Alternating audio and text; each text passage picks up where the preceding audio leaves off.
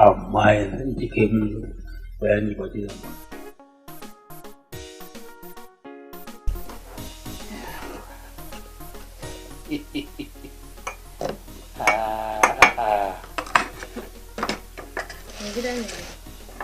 Wato zuwa na Saudi Arabia.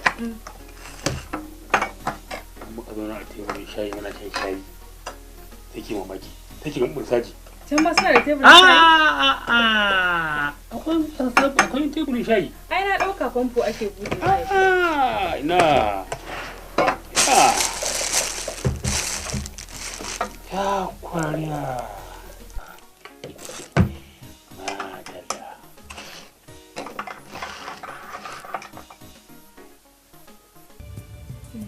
Yayin da kake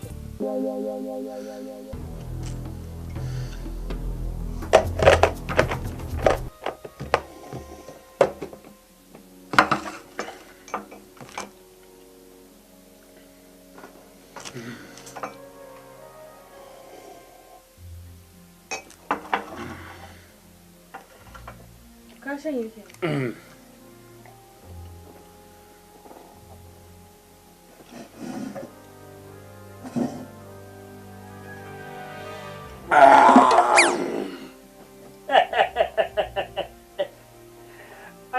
Amarya, ya kwariya.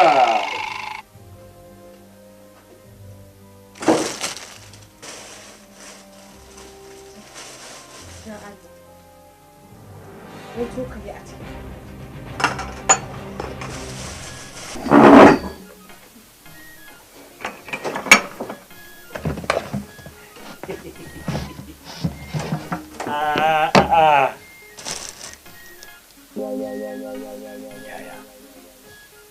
Wannan wani irin dressing ne? Ye? Wace irin shiga ce haka? Ba amarya. Lokacin da shagari zo nan ma da aka ce za a ɗauki mutane daga ƙauyen nan za a ji ina cikin waɗanda suka ji haka na shiga a gaban sa na tsaya kirin gam gaskiya. Wai dan Allah dan Annabi yaushe zaka waye? Yaushe zaka daina irin wannan shiga da kake yi? Haka kaga mutanen gari suna yi kowa? Haba amarya. Alhaji Zangina fa ya san gayi. Alhaji Zangina shi shiga duniya in gwagwarmaya da waɗanda suke sa dogon riga da wanda suke sa gajeren wando ke har garin da ake sa ɗan kamfai naje. Ɗazun nan kana ɗaki a kwance yara suka zo suna nokin wa gidan nan ina leƙa ni ga sun fita da gudu wai shiga ka suke so su zo su gani. Ina amfani irin wannan dan Allah da Annabi kamar wani yaro karami komai sai an ce yara. Ni ba san iya wannan rayuwa ba gaskiya. Tun wuri in zaka canja ka canja. Ni zan fita. Sai na dawo. A hakan kuma kake son ka fita?